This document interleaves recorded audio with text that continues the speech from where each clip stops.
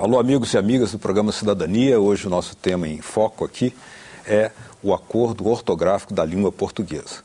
Apesar de firmado em 2009 com um prazo para a sua aceitação definitiva por todos os países que compõem a comunidade dos países de língua portuguesa, em 2012, ele ainda apresenta uma série de dúvidas, perplexidades, incompreensões, resistências, pontos de polêmica que ainda estaríamos, segundo a visão de alguns, dentro de um período adequado para que esses temas sejam levantados para uma melhor aceitação ou adequação dessas regras ortográficas por todos os falantes da nossa linda língua de Camões.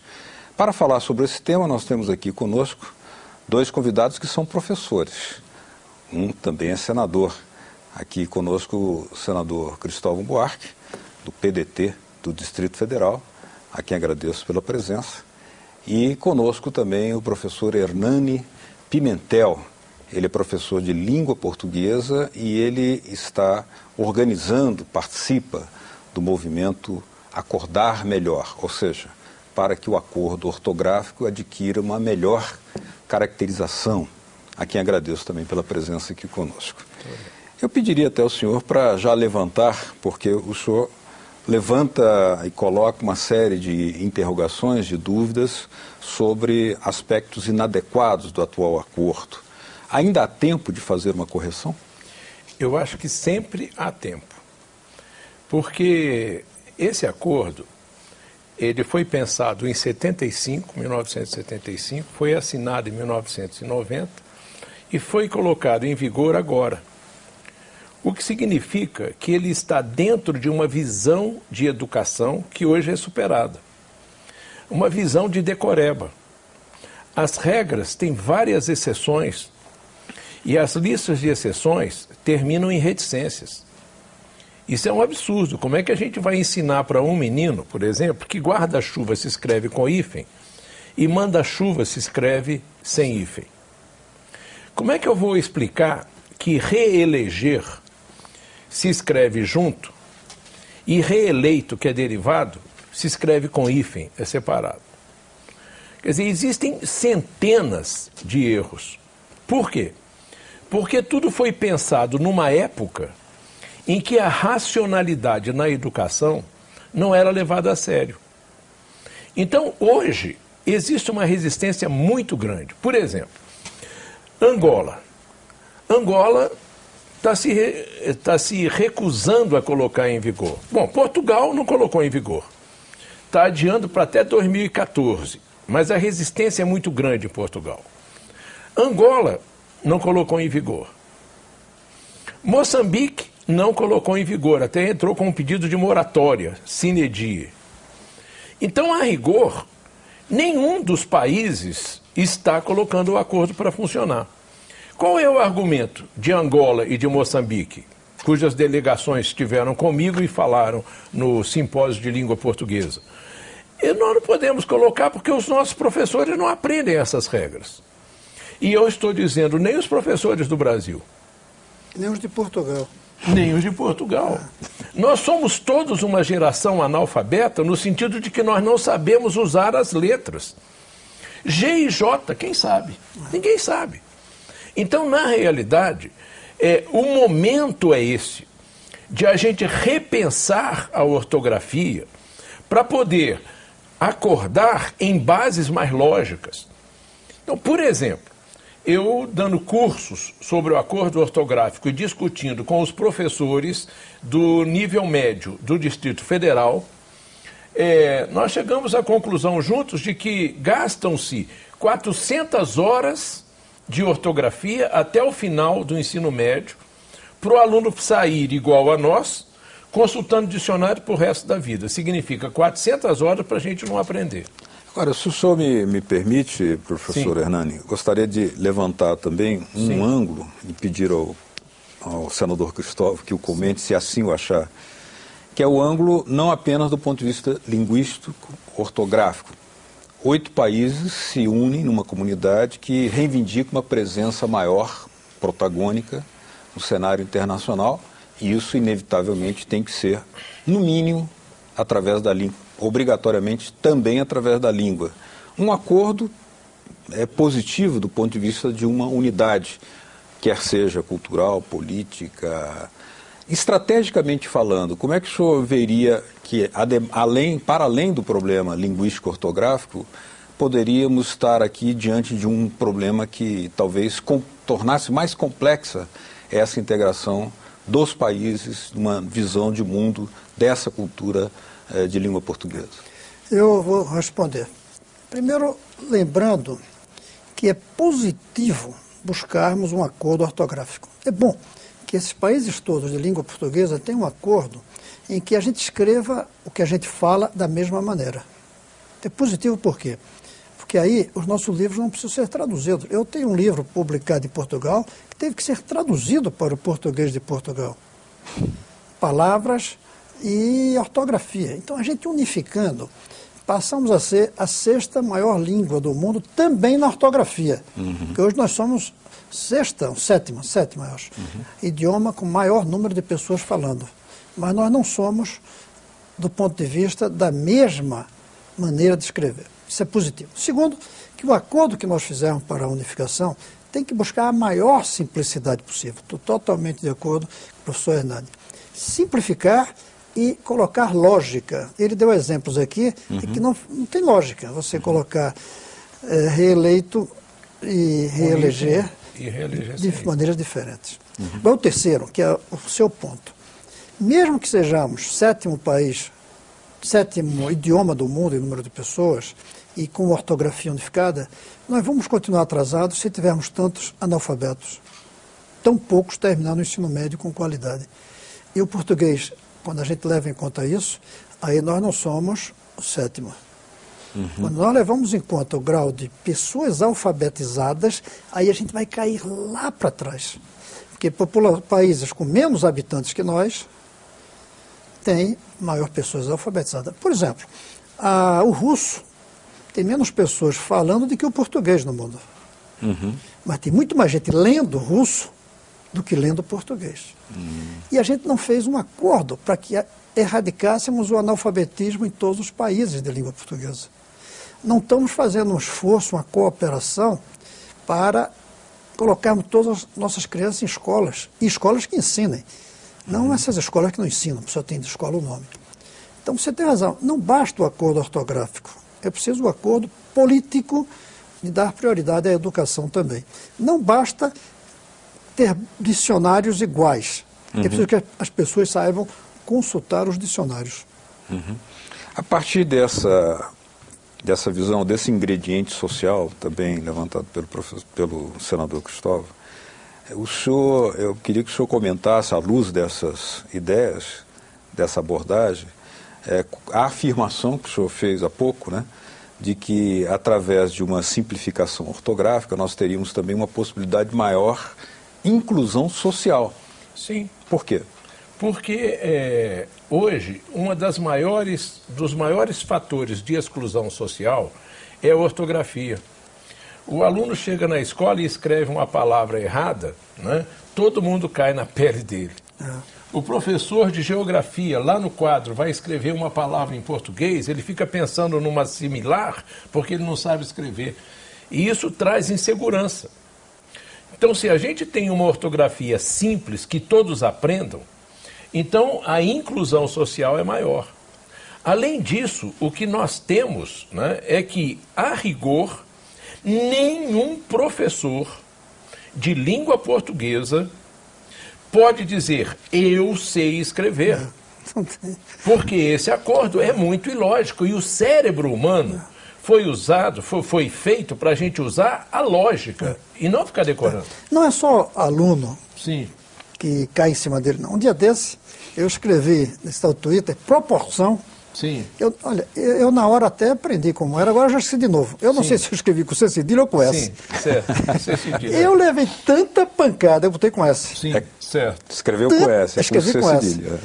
Tinha que ter um jeito de a gente saber, logicamente. Isso é muito Todas simples. as palavras seriam ou com C cedilha ou com S. Os são. O são devia ser escrito ou com C cedilha ou com S. Uma só grafia. Uma só grafia. Eu cometi esse erro um dia desse. E vou cometer outras vezes, porque é uma coisa que a gente escreve rápido, não vai no dicionário ortográfico. Quando a gente está escrevendo um texto cuidadoso, uma carta, a gente olha, ou quando tem dúvida. Eu duvido quem não tenha dúvida ortográfica. Isso deve ser pouquíssimos. Deve mais. ter alguns, mas são poucos que não têm dúvida ortográfica. E se o senhor fosse ao vocabulário ortográfico consultar, o senhor corria o risco de ver uma ortografia diferente da do acordo. Porque o vocabulário ortográfico, que foi se ajustar ao acordo, né, na realidade ele foge do acordo inúmeras vezes. Então, o nosso vocabulário ortográfico está fora da lei, porque o acordo é que é a lei. Está fora da lei. Quer dizer, nós não temos nenhum parâmetro para poder nos basear. Por isso, este é o momento para se começar a pensar num estudo de simplificação ortográfica. Bom, nós temos fortes argumentos que sustentam que muitas dessas regras, digamos, penduricários, meio exóticas e cheias de, digamos, pegadinhas, na verdade, porque para comunicações muito similares se usam regras muito díspares, né? Sim. Nasceram de um ambiente muito aristocrático, onde o tempo era amplo, né? Onde a obrigação do trabalho era pouca e onde se podia dar ao luxo de inventar sem que a função das palavras, tão reivindicada por filólogos como Bakhtin, por exemplo, fosse quem determinasse, né, de fato, para uma ortografia mais simplificada. Né? Pois é. No momento político que nós estamos vivendo, porque o senhor chegou a dizer que em 75 não se podia imaginar, o senhor disse antes aqui, que um presidente pudesse vir a ser um torneiro mecânico. Sim. Hoje, as condições políticas e educacionais do país são propensas para uma simplificação democrática da ortografia? Eu acho que sim, porque pela primeira vez se pode fazer uma ortografia democrática. Toda a ortografia que foi, aliás, o ensino todo não era só a ortografia, a maneira de falar, o vocabulário, etc., ele era de segregação social. Isso não significa que nós vamos deixar de ter uma classe culta, uma classe intermediária e uma classe inculta. Isso vai se ter. Mas a maneira de escrever pode ser simplificada para todo mundo. Então, um indivíduo que está começando a escrever, ele pode escrever as palavras tão bem, tão certamente, quanto quem já sabe escrever. É lógico que os vocabulários serão diferentes. Claro, é isso. O que deve diferenciar uma pessoa culta de uma com menos cultura é o número de palavras que o culto tem.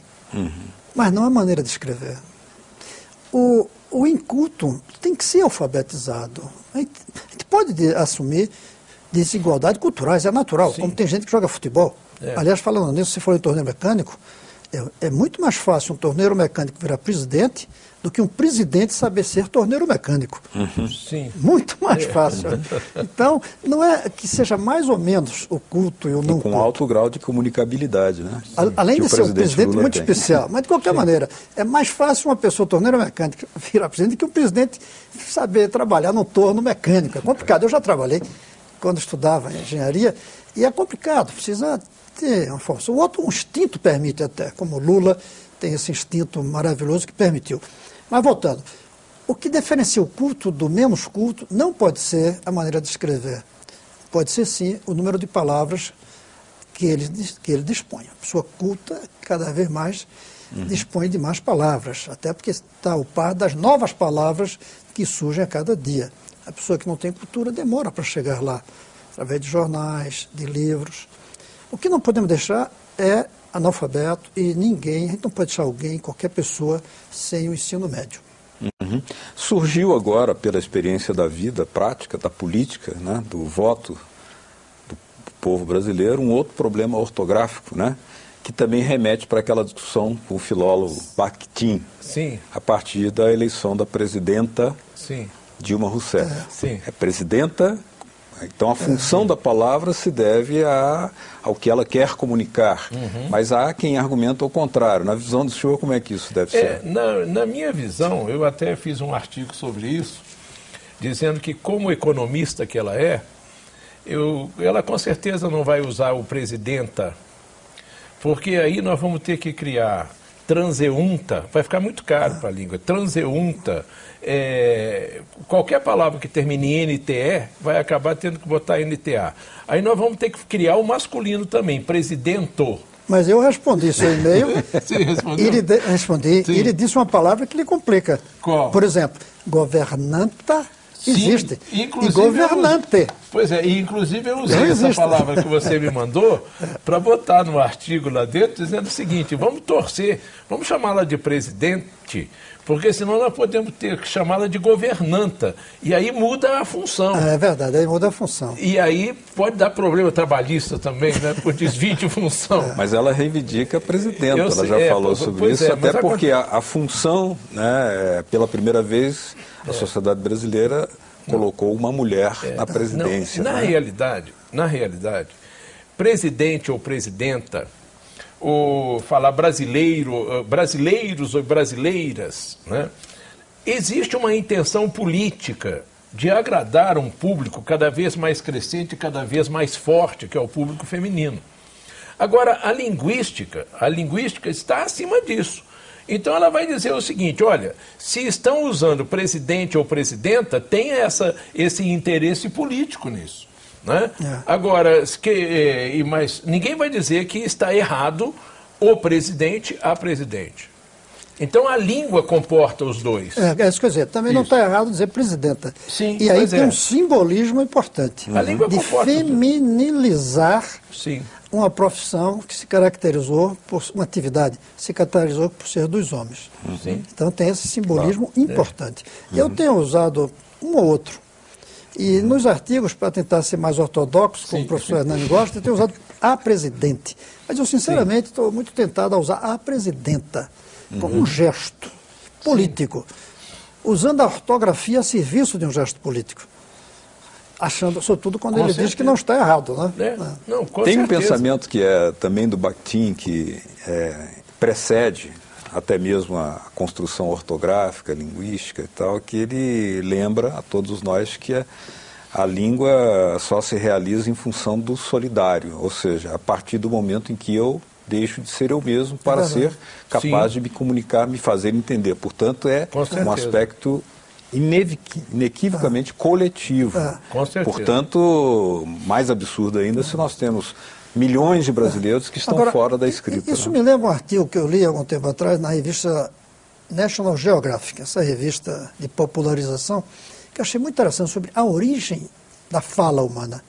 E a pessoa dizia que não foi o darwinismo que fez surgir a capacidade de falar. Isso os homens já tinham há muito tempo, mas não conseguiam usar. E quem primeiro usou a comunicação foram as crianças. Depois, as mulheres. Depois, os homens em geral. Por último, os governantes das tribos.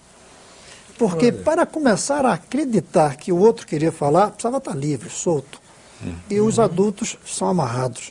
As crianças começaram brincando. Eu achei muito interessante esse artigo. É impossível de provar isso. Mas eles disseram que tem experiências que mostram que, por exemplo, eu me lembro bem disso, passava areia numa fruta, e os macacos adultos não pensavam em lavar para limpar. Os macacos infantis faziam isso primeiro. Porque não tem medo do ridículo. Você sabe que para aprender um idioma novo, você tem que perder o senso de ridículo. Claro. As crianças aprendem mais depressa. Os tem adultos menos travas, né? Tem menos travas. Então ele tem razão, o Bakhtin, quando diz que é um instrumento de cooperação. E quem é que é mais afeito à cooperação? Quem tem menos preconceito. Quem tem preconceito não se comunica. É quem não tem. Por isso que eles dizem que as crianças inventaram a fala. É interessante isso. Muito interessante. Professor Hernani, para a gente entender melhor como é que o Acordar Melhor, que é o movimento que o senhor participa, do qual o senhor participa, aliás, pediria a nossa produção, por gentileza, para colocar no site aí, na tela, para a comunicação, para aqueles que quiserem entrar em contato com o senhor.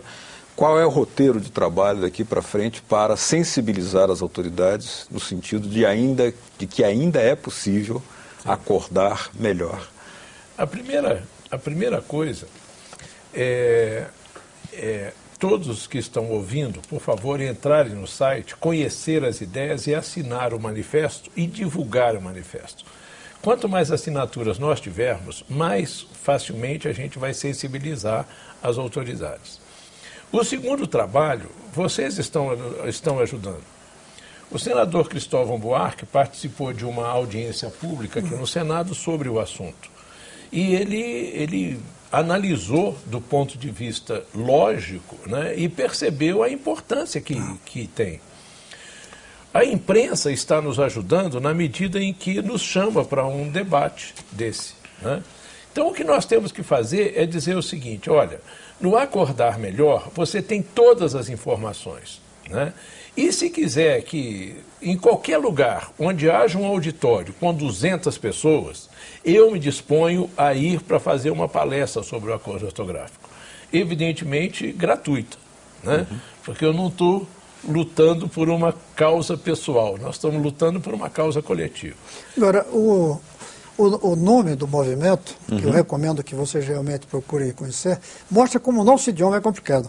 Veja, acordar melhor pode significar o que ele quer, que é chegar a um acordo melhor, ou pode ser acordar melhor, ou seja, acordar com saúde, porque depois de 8 horas de sono. Porque os professores de português estão achando esse acordo um verdadeiro pesadelo. Então nós temos que acordar melhor.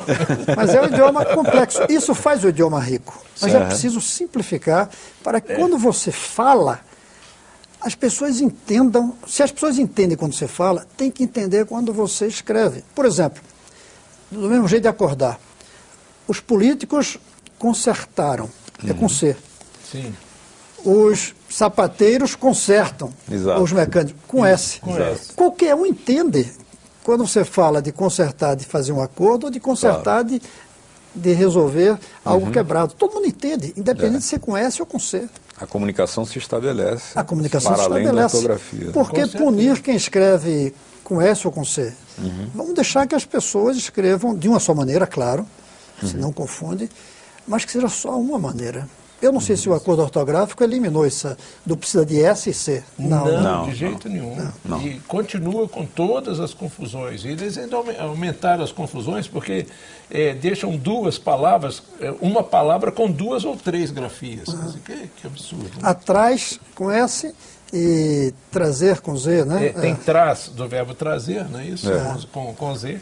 Que então, na realidade, isso poderia ser muito simplificado. O som Z deveria ser só com a letra Z. O som do C deveria ser só, por exemplo, com a letra S. Uma outra coisa interessante é pegar... G e J, né? Olha só, J e G.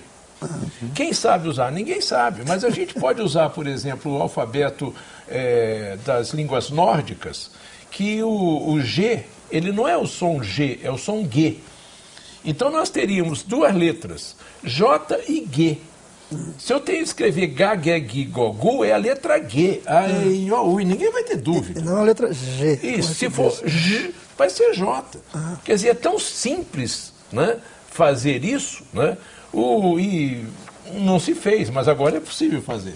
A globalização exige também essa simplificação. Exige. Até porque nós queremos que a nossa língua se amplie no mundo.